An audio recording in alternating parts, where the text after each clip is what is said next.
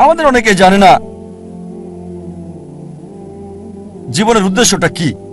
বেশিরভাগই 1 নম্বর উদ্দেশ্যটা হচ্ছে কিভাবে উপার্জন করবে। অধিকাংশ লোককে জিজ্ঞেস করবেন, তাদের সঙ্গে কথা বলে দেখবেন 1 নম্বর চেষ্টা হচ্ছে জীবিকার ব্যবস্থা করা। তারা জীবিকার ব্যাপারে বেশি সচেষ্ট, কিভাবে জীবন চালাবে।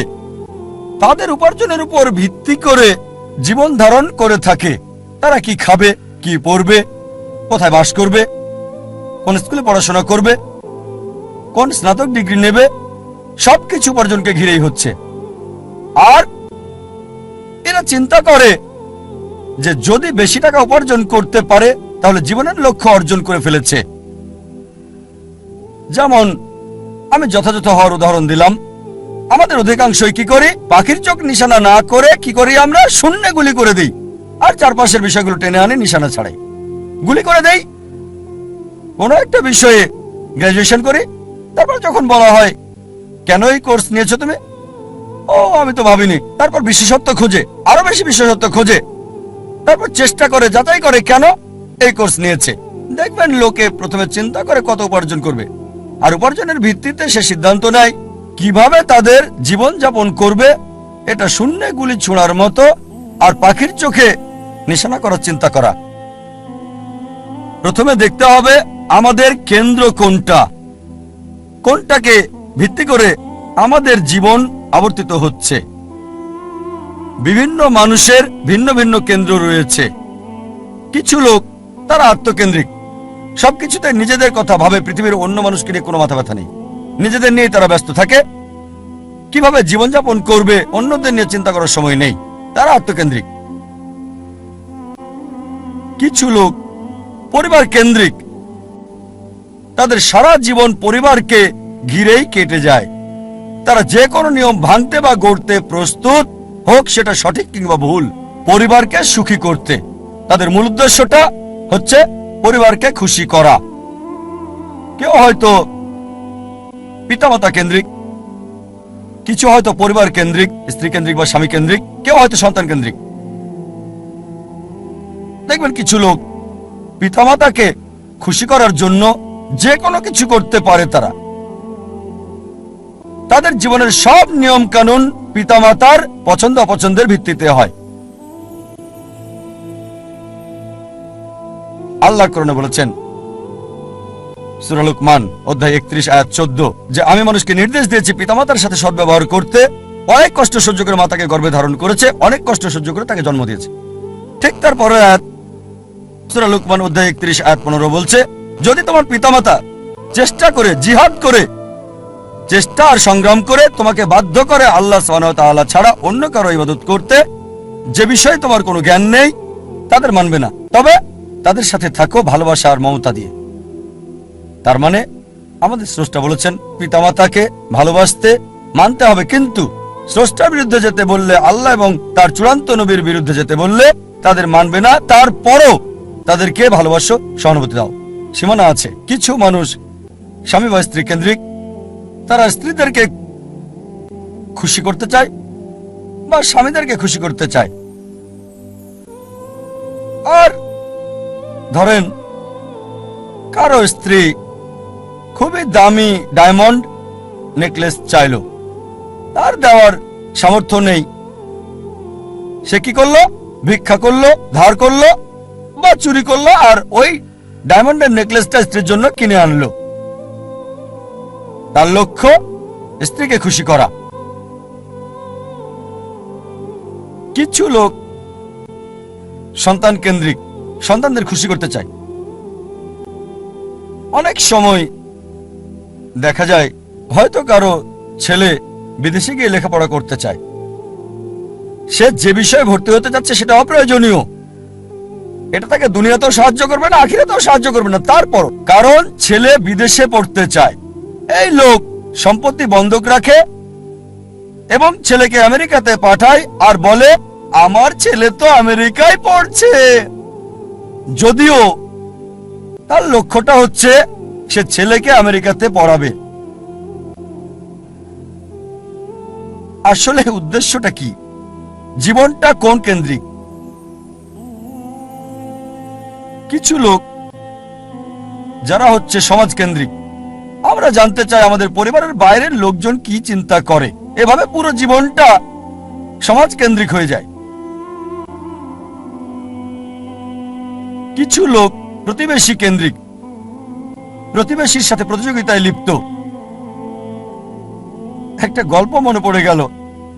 একসময় একজন ফেরেশতা এসে এক লোককে বলল, আমি তোমার উপর খুশি, তুমি যা চাইবে আমি তোমাকে তাই দেব, তবে একটা শর্ত, যা তুমি চাইবে আমি তোমাকে সব দেব, তবে তোমার প্রতিবেশীকে দেব তার দ্বিগুণ। লোকটা বলল, একটা রোলেক্স ঘড়ি আমার চাই। ফেরেশতা তাকে রোলেক্স ঘড়ি দিয়ে দিল। প্রতিবেশী দুটো রোলেক্স ঘড়ি পেল। লোকটি বলল, একটা মার্সিডিজ গাড়ি আমার চাই।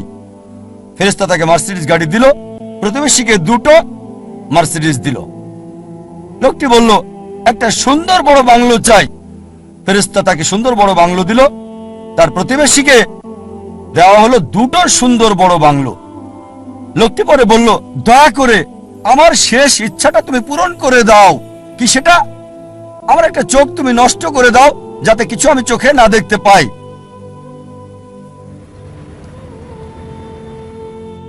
চিন্তা করেন, সে তার নিজের চেয়ে প্রতিবেশীকে নিয়ে বেশি ব্যস্ত। তার জীবন সহজ কিন্তু জটিল সেটা ভাবছে না সে। প্রাচুর্য কি দারিদ্রতা যাই থাকুক, সে বেশি চিন্তিত তার প্রতিবেশীর চেয়ে ভালো জীবন যাপন করা নিয়ে। এ কারণেই সে ফেরেশতাকে বলল, আমার একটা চোখ নষ্ট করে দাও, যাতে প্রতিবেশীর দুটো চোখই নষ্ট হয়ে যায়। এভাবে আমরা প্রতিবেশী কেন্দ্রিক। নিজে সুখী কিনা ভাবছে না, দেখতে পারবে কিনা সেটা ব্যাপার না। যেহেতু প্রতিবেশী সম্পূর্ণ অন্ধ হবে, তাই একটা চোখ হারাতে কোনো আপত্তি নাই। প্রতিবেশী কেন্দ্রিক। কিছু লোক বন্ধু কেন্দ্রিক, কিছু আবার শত্রু কেন্দ্রিক। তারা বেশি চিন্তিত তার শত্রু কি করছে সেটা নিয়ে। শত্রু কি চিন্তা করছে আমার ব্যাপারে তা নিয়ে পরিকল্পনা করে। শত্রু যদি এটা করে আমি ওটা করবো। সব সময় সারা জীবন চিন্তা করে এভাবে শত্রুরা কি করছে। এটা আপনি পাবেন বিভিন্ন ক্ষেত্রে। ব্যবসায় চিন্তা করছে তার শত্রুর ব্যাপারে, ছাত্র চিন্তা করছে শত্রুর ব্যাপারে। তারা যা চিন্তা করে তার প্রতিরোধ চিন্তা করে। শত্রু যা চিন্তা করছে তার প্রতিরোধমূলক চিন্তা। বেশিরভাগ সময় তারা কাটায় শত্রুর মোকাবেলার চিন্তা করে। তাদেরকে একটা সুন্দর শান্তির উপদেশ দিতে চাই, যা আমি অনুসরণ করি। যদি কেউ আপনার দিকে পাথর ছুঁড়ে মারে, নিজেকে এতটা উঁচুতে নিয়ে যান যাতে পাথর আপনাকে ছুঁতে না পারে। কেউ আপনার দিকে ঢিল ছুঁড়ে মারলে নিজেকে এমন উঁচুতে নিয়ে যান যাতে পাথর আসতে না পারে। তাহলে প্রতিযোগিতার প্রশ্ন আসবে কি করে? আপনার বিরুদ্ধে শত্রুর পরিকল্পনার সুযোগ আসবে কি করে? আরেকটা উপদেশ, যদি কেউ ইট ছুঁড়ে মারে আপনার দিকে, এই ইট দিয়ে ঘর তৈরি করেন আপনি। স্কুলে শিখতাম মার্শাল আর্ট, কেরাতি, জুডো। যদি বড় কেউ আপনাকে ধাক্কা দেয়, কি করতে হবে? সাইড স্টেপ নিতে হবে, তার শক্তি কাজে লাগিয়ে তাকে ফেলতে হবে, তার শক্তির ব্যবহার। কেউ যখন আপনাকে ইট মারবে, সেই ইট দিয়ে ঘর তৈরি করেন। কিছু লোক সুনাম কেন্দ্রিক। তারা সুনাম চায়, মূল উদ্দেশ্য খ্যাতি পাওয়া। যে কোনো অনৈতিক কাজ করতে প্রস্তুত, নিয়ম কানুন বিসর্জন দিতে পারে। কিছু লোক তারা হচ্ছে ভোগবাদী। তারা সম্পদ কেন্দ্রিক। সব সময় চিন্তা করে অর্জন কি, কত সম্পদ করেছে, তারা কি পড়ে। আর এটা কমন, খুবই কমন মানুষের মধ্যে, বিশেষ করে ধনীদের মধ্যে। বন্ধুদের সাথে দেখা হলে গল্প শুরু করে, কোন ব্র্যান্ডের ঘড়ি পরেছো? এটা কি ট্যাগ হিয়র নাকি ওমেগা? ও এটা রোলেক্স। ফিতাটা কিসের? আয়রনের নাকি চামড়ার? বেসারটা কি? ও কোন ধরনের ডাল? Gold plated, diamond stone? ও কারুকাজ করা, পার্টি ফিলিপ। ধনী লোকদের অধিকাংশেরই এটা একটা ঘড়ি থাকে না, অনেকগুলো ঘড়ি। আর চিন্তা করে, ঠিক আছে আজকে ঘড়িটা পরলাম, পরের দিন পরবো না বন্ধুদের কাছে যাওয়ার সময়। এভাবে চিন্তা করে সময় পার করে কোন অনুষ্ঠানে কোনটা পরবে। একইভাবে এরা গাড়ির ব্যাপারেও কথা বলে। তোমারটা কি গাড়ি? বিএমডব্লিউ, মার্সিডিজ, মার্সি, Rolls Royce, Maybach, Bentley, designer. এভাবে সময় কাটায়। প্রায় করে থাকে, যেহেতু এটা তাদের আইডেন্টিটি। এই ঘড়ি না পড়লে তাদের কে চিনবে? এই গাড়িতে না চড়লে, মার্সিডিজ বা BMW তে না চড়লে তাদের কে চিনবে? এটা আইডেন্টিটি। বড় শহরগুলোতে দেখবেন লোকদের কমন চিত্র। ধনী লোকদের দেখবেন তারা কথা বলে, আপনার ঘড়ি কি, কোন শিপের মালিক, উঁচু লেভেলে কোন জেটের মালিক, আমার ব্যক্তিগত জেট আছে, কতগুলো ইঞ্জিন। লোকজন হয়তো ভাববে আমি কিভাবে এসব খুঁটিনাটি জানি ঘড়ির ব্র্যান্ডের ব্যাপারেও। আপনারা জানেন আমার পেশা, আলহামদুলিল্লাহ, সৌভাগ্য বা দুর্ভাগ্য, আমি যে পেশায় আছি আমি সব শ্রেণীর লোকদের সাথে মিশি, একেবারে ভিখারি থেকে রাজা পর্যন্ত। আল্লাহ আমাকে দয়া করেছেন, ভালো অথবা মন্দ আমি চারপাশের লোকদের সাথে মিশি, ভিখারি থেকে রাজা পর্যন্ত। আর যে সুযোগটা আমি পাই কোন বস্তুবাদীর সাথে যখনই কথা বলি, আমি চেষ্টা করি দাওয়াত দেই, তাদের বলি তোমার ঘড়ির দাম হয়তো $1000 বা $10,000 অথবা $1,00,000, আমার ঘড়ি আমি যেটা পড়ছি এই ঘড়িটার দাম মাত্র $1400, $30 কম। অনেক বছর ধরে ব্যবহার করছি, ভালো সার্ভিস দিচ্ছে, একেবারে তোমারটার মতোই। সাধারণ ঘড়ি, দাম মাত্র $1400। আলহামদুলিল্লাহ, আল্লাহ দয়া করেছেন, আমি যেগুলো নাম বললাম অধিকাংশ ব্র্যান্ডই উপহার পেয়েছি, সবগুলো ব্র্যান্ডই উপহার পেয়েছি। এই সবগুলো ওমেগা, রোলেক্স অনেক পেয়েছি। আর আমি নবী মুহাম্মদ সাল্লাল্লাহু আলাইহি ওয়াসাল্লামের পথ অনুসরণ করেছি। আমি অন্য দায়ীদের দিয়ে দেই, আমার স্টাফদের দিয়ে দেই, যাতে করে আমি খুতুয়াতুশ শয়তান থেকে দূরে থাকতে পারি। অনেক সময় অনেক উপলক্ষে আমাকে নিমন্ত্রণকারীরা তাদের ব্যক্তিগত জেট প্লেন আমার জন্য পাঠায়, ব্যক্তিগত জেট প্লেন আমাকে নিয়ে যাওয়ার জন্য তারা পাঠিয়ে দেয়। এমন অনেকবারই হয়েছে। চিন্তা করেন, জেট প্লেনের খরচ শুধুমাত্র একজন মানুষের জন্য, পাইলটদের পেমেন্ট, এয়ার হোস্টেসের পেমেন্ট, এয়ারপোর্টের ভাড়ার খরচ। তাই আমি তাকে বললাম এটা সবচেয়ে ভালো হয় যদি একটা ইকোনমিক ক্লাস টিকিট পাঠান। আলহামদুলিল্লাহ, আল্লাহ আমাকে দয়া করেছেন, আমার পরিবারকে রহমত করেছেন, মাশাআল্লাহ। এই সব গাড়ি কিনতে পারবো, ফার্স্ট ক্লাসে ভ্রমণ করতে পারি, আলহামদুলিল্লাহ। কিন্তু আমি একজন দায়ী, তাই আমি তাকে বললাম এত টাকা খরচ করার চেয়ে বরং একটা ইকোনমিক ক্লাস টিকিট পাঠিয়ে দেন, চলে আসব, বাকি টাকা অন্য কোথাও দান করে দেবেন আল্লাহ সুবহানাহু ওয়া তাআলার পথে। আয়োজকেরও মাশাআল্লাহ নিয়ত স্বচ্ছ হওয়ায় আমাকে বললেন যে আমার জেট প্লেনে কাকে আমি আনতে পাঠাবো, আর কে উত্তম আল্লাহর পথে দায়ী ইচ্ছে। আমি তাকে বললাম ইনশাআল্লাহ আপনার নিয়ত যেহেতু সহি, ইনশাআল্লাহ আল্লাহ আপনাকে পুরস্কার দেবেন। তার নিয়ত ছিল আল্লাহর পথে দায়ীর জন্য ভালো ব্যবস্থা করা, আল্লাহ তাকে পুরস্কার দেবেন। একটা কথা মনে রাখবেন, এর মানে বলছি না যে এই সব কিছু ভোগ বিলাস একেবারে হারাম, সব ক্ষেত্রে এগুলো হারাম তা নয়। জীবনের উদ্দেশ্যটা কি জানতে হবে। এগুলো হারাম হতেও পারে আবার নাও হতে পারে। একটা উদাহরণ দিচ্ছি, মনে করেন আপনার অবস্থান ক্যাটাগরি এ তে, যাদের এসব করার সামর্থ্য নেই, এই দামি ঘড়ি, এই দামি গাড়ি, দামি বাংলো, কিন্তু যদি সে ভিক্ষা করে, যদি ধার করে, চুরি করে বা লোনে দামি ঘড়ি কেনে, দামি গাড়িতে চড়ে, এটাকে ইসরাফ বলা হয়, এটা হারাম। দ্বিতীয় শ্রেণীর লোক আছে যাদেরকে আল্লাহ সামর্থ্য দিয়েছেন। আল্লাহ কোরআনে বলেছেন সূরা আনাম অধ্যায় 6 আয়াত 71, কিছু লোককে আমি অনেক বেশি প্রাচুর্য দিয়েছি অন্যদের চেয়ে। আল্লাহ বলেন সূরা আনাম অধ্যায় 6 আয়াত 165, আল্লাহ কিছু মানুষকে অন্যের উপর মর্যাদা দিয়েছেন যাতে তিনি তোমাদের পরীক্ষা করতে পারেন।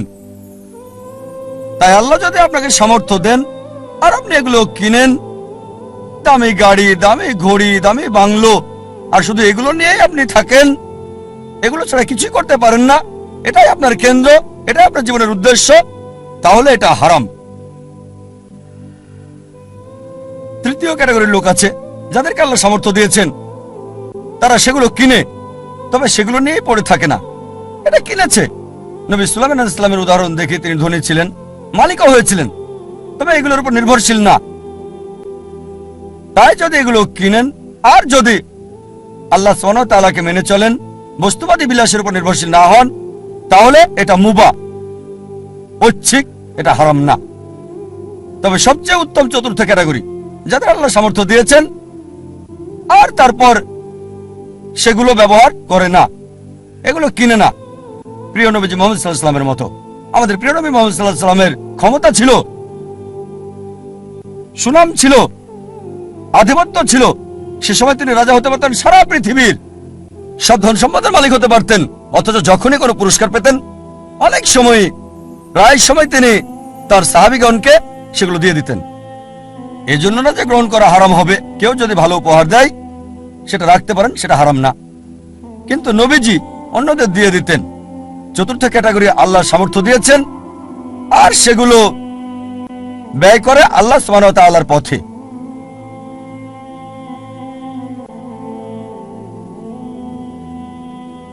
আমাদের গন্তব্য নির্ধারণ করতে হবে, আমাদের কেন্দ্র কোনটি। মানব জাতির জন্য সবচেয়ে গুরুত্বপূর্ণ গন্তব্য আল্লাহ কেন্দ্রিক হতে হবে। তার উদ্দেশ্য, তার লক্ষ্য হতে হবে আল্লাহ সুবহানাহু ওয়া তাআলা এবং সর্বশেষ চূড়ান্ত নবী মুহাম্মদ সাল্লাল্লাহু আলাইহি ওয়াসাল্লাম। আর বিশ্বাস করেন, আল্লাহ কেন্দ্রিক হলে আপনার নিজেকে অবহেলা করতে হবে না, পরিবারকে অবজ্ঞা করতে হবে না, আপনার সমাজকেও না। আল্লাহ কেন্দ্রিক হলে আল্লাহ বলেছেন নিজের যত্ন নাও, রাতে ঘুমাও। আল্লাহ বলেছেন পরিবারের দেখাশোনা করতে।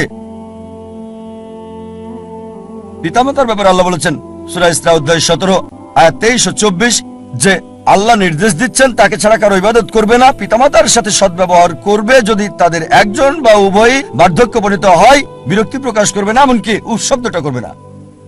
বিনীতভাবে কথা বলো, দয়ার ডানা মেলে দাও আর দোয়া করো, হে আল্লাহ তাদের অনুগ্রহ করো যেভাবে তারা আমাকে শৈশবে লালন করেছেন। তার মানে যদি আল্লাহ কেন্দ্রিক হন, পিতামাতাকে ভালোবাসতে হবে, সম্মান করতে হবে, মান্য করতে হবে। যদি তারা আল্লাহ এবং রাসূলের বিরুদ্ধে যায় সেক্ষেত্রে মানবে না, তারপরও ভালোবাসা সহানুভূতি থাকতে হবে। সূরা লুকমান অধ্যায় 31 আয়াত 14 এবং 15। যদি আল্লাহ কেন্দ্রিক হন তার মানে এই না যে স্ত্রীর খোঁজ খবর নেবেন না। একটা হাদিস আছে প্রিয় নবীজি মুহাম্মদ সাল্লাল্লাহু আলাইহি ওয়াসাল্লামের, আহমদ ইবনে হাম্বল, হাদিস নাম্বার 7396। আমাদের নবীজি মুহাম্মদ সাল্লাল্লাহু আলাইহি ওয়াসাল্লাম বলেছেন মুমিনদের মাঝে সেই সবচেয়ে উত্তম যে তার পরিবারের সাথে ভালো, বিশেষ করে স্ত্রীর সাথে। আল্লাহ কেন্দ্রিক হলে পরিবারকে অবহেলা করতে হবে না, সমাজকে অবহেলা করতে হবে না। আল্লাহ বলেন সূরা মাউন অধ্যায় 107 আয়াত 1 থেকে 7 যে প্রতিবেশীর হক আদায় করো, প্রতিবেশীকে সাহায্য করো। প্রিয় নবী মুহাম্মদ সাল্লাল্লাহু আলাইহি ওয়াসাল্লাম বলেছেন, এই হাদিসটা আছে সহিহ বুখারীতে ভলিউম 1 বুক অফ ফেথ হাদিস নাম্বার 13 যে সে কখনোই পূর্ণ মুমিন নয় যদি তার ভাইয়ের জন্য তা পছন্দ না করে যা সে নিজের জন্য করে থাকে। তার মানে অন্যদেরও দেখাশোনা করতে হবে। তাই আল্লাহ কেন্দ্রিক হওয়া মানে এই না যে সবকিছুকে অবহেলা করে ভিখারির মতো জীবনযাপন করতে হবে। তবে কেন্দ্র হবে আল্লাহ। আল্লাহ যদি সম্পদ দেন, সেই সম্পদকে আল্লাহর রাস্তায় ব্যয় করেন। আল্লাহ সুনাম দিলে আল্লাহর রাস্তায় সেটা ব্যয় করতে হবে। আল্লাহ আপনাকে গুণ দিলে, আল্লাহ আপনাকে অনুগ্রহ দিলে আল্লাহর রাস্তায় সেটাকে ব্যয় করেন। সবচেয়ে বড় উদাহরণ, রোল মডেল, যে মানুষটি সম্পূর্ণভাবে আল্লাহ কেন্দ্রিক ছিলেন, সর্বশেষ এবং চূড়ান্ত নবী মুহাম্মদ সাল্লাল্লাহু আলাইহি সাল্লাম। আমাদের প্রিয় নবী মুহাম্মদ সাল্লাল্লাহু আলাইহি সাল্লাম সবচেয়ে বড় উদাহরণ। তিনি সবকিছুতে আল্লাহ কেন্দ্রিক ছিলেন। আর তিনি শুধু মুসলিম জাতির জন্যই আসেননি, সমগ্র মানব জাতির জন্য রহমত স্বরূপ। আল্লাহ কোরআনে বলেন সূরা আম্বিয়া অধ্যায় 21 আয়াত 107 ওয়ামা আরসালনাকা ইল্লা রাহমাতাল লিল আলামিন, আমি তো তোমাকে অবশ্যই সমগ্র মানব জাতির রহমত হিসেবে প্রেরণ করেছি, সমগ্র সৃষ্টির রহমত হিসেবে, সমগ্র পৃথিবীর জন্য রহমত। একজন মানুষের জন্য সবচেয়ে ভালো উদাহরণ, যার জীবনের সবচেয়ে ভালো উদ্দেশ্য ছিল। মানব জাতির সবচেয়ে বড় উদাহরণ একজন মানুষের জন্য, বর্বর জাতিকে যিনি মানব জাতিতে রূপান্তরিত করেছেন, যে মানুষটা মানব জাতিকে বদলে দিয়েছিলেন। আর ইতিহাস পড়লে ঘন্টা দিন একসাথে বলে যেতে পারবেন। মুসলিমরা কি বলছে সেটা বাদ দেন, নবীজি মুহাম্মদ সাল্লাল্লাহু আলাইহি সাল্লাম সম্পর্কে শত শত অমুসলিমের কথার উদ্ধৃতি দিতে পারবেন যারা নবীজির প্রশংসা করেছেন। এখানে কয়েকটা উদাহরণ দিচ্ছি। জর্জ বার্নার্ড শ, তিনি বলেছেন মুহাম্মদ সাল্লাল্লাহু আলাইহি সাল্লাম সম্পর্কে যে আমি তার সম্পর্কে পড়েছি, মানে নবী মুহাম্মদ সাল্লাল্লাহু আলাইহি ওয়াসাল্লাম, আর আমার মতে নিরপেক্ষ অবস্থান থেকে বললে তাকে মানবতার রক্ষাকারী বলা উচিত। George Bernard Shaw. Thomas Carlyle বিখ্যাত ঐতিহাসিক ছিলেন, তিনি একজন ইউরোপিয়ান অমুসলিম। তার লেখা একটা বই হিরোজ অ্যান্ড হিরো ওয়ারশিপ, তিনি বীরদের ইতিহাস তুলে ধরেছেন। আর এক নম্বর হিরো, একজন বীর নবী, তিনি ঈসা আলাইহিস সালাম ছিলেন না, তিনি মুসা আলাইহিস সালাম ছিলেন না, দাউদ আলাইহিস সালাম ছিলেন না, সুলাইমান আলাইহিস সালাম ছিলেন না, তিনি ছিলেন মুহাম্মদ সাল্লাল্লাহু আলাইহি সাল্লাম। চিন্তা করেন, থমাস কার্লাইল একজন ইউরোপিয়ান, একজন খ্রিস্টান, তিনি এক নম্বর বীর নবী হিসেবে রেখেছেন নবী মুহাম্মদ সাল্লাল্লাহু আলাইহি সাল্লামকে। আমরা লামার্টিনের কথা বলতে পারি। লামার্টিন ছিলেন বিখ্যাত ঐতিহাসিক, তিনি ফরাসি, বই লিখেছেন দ্য হিস্টোরি অফ দ্য টক্স। তিনি লিখেছেন, যদি উদ্দেশ্যের মহানুভবতা, সামর্থ্যের সীমাবদ্ধতা আর অসাধারণ ফলাফল, এই তিনটি বিষয় একজন ব্যক্তির মহত্ব নির্ণয়ের মাপকাঠি হয়, আধুনিক ইতিহাসে কাউকে পাওয়া যাবে না যে নিজেকে তুলনা করবে নবী মুহাম্মদ সাল্লাল্লাহু আলাইহি ওয়াসাল্লামের সাথে। উদ্দেশ্যের মহানুভবতা, সামর্থ্যের সীমাবদ্ধতা আর অসাধারণ ফলাফল, এই তিনটি বিষয় হচ্ছে একজন মানুষের মহত্ত্বযাচাইয়ের মাপকাঠি। মানব ইতিহাসে এমন কাউকে দেখি না আধুনিক ইতিহাসে যে মুহাম্মদ সাল্লাল্লাহু আলাইহি ওয়াসাল্লামের কাছাকাছি যাবে। তারপর আরো লিখেছেন, মানব জাতির সকল গুণাবলীতে কোন মানুষই নিজেকে নবী মুহাম্মদ সাল্লাল্লাহু আলাইহি ওয়াসাল্লামের সাথে তুলনা করতে পারবে না। মাইকেল এইচ হার্ট, বিখ্যাত ঐতিহাসিক, একটা বই লিখেছেন, মানব ইতিহাসে সবচেয়ে প্রভাবশালী 100 ব্যক্তি আদম আলাইহিস সালাম থেকে শুরু করে বর্তমান সময় পর্যন্ত, আর এক নম্বর অবস্থানে রেখেছেন নবী মুহাম্মদ সাল্লাল্লাহু আলাইহি ওয়াসাল্লামকে। মানব ইতিহাসে সবচেয়ে প্রভাবশালী মানুষ আদম আলাইহিস সালাম থেকে শুরু করে বর্তমান পর্যন্ত নবী মুহাম্মদ সাল্লাল্লাহু আলাইহি ওয়াসাল্লাম। আর লিখেছেন তিনি, আমার পছন্দ মুহাম্মদ সাল্লাল্লাহু আলাইহি ওয়াসাল্লামকে এক নম্বরে রাখা দেখে অনেক মানুষই এটা মানতে চাইবেন না, অনেকেই স্বীকার করতে চাইবেন না, অনেক মানুষই এটা মানতে চাইবেন না। তবে যে কারণে আমি নবী মুহাম্মদ সাল্লাল্লাহু আলাইহি ওয়াসাল্লামকে এক নম্বরে রেখেছি তা হলো তিনি ইতিহাসের একমাত্র ব্যক্তি যিনি ধর্মীয় ক্ষেত্রে সফল মানুষ ছিলেন, পাশাপাশি অন্যান্য ক্ষেত্রেও।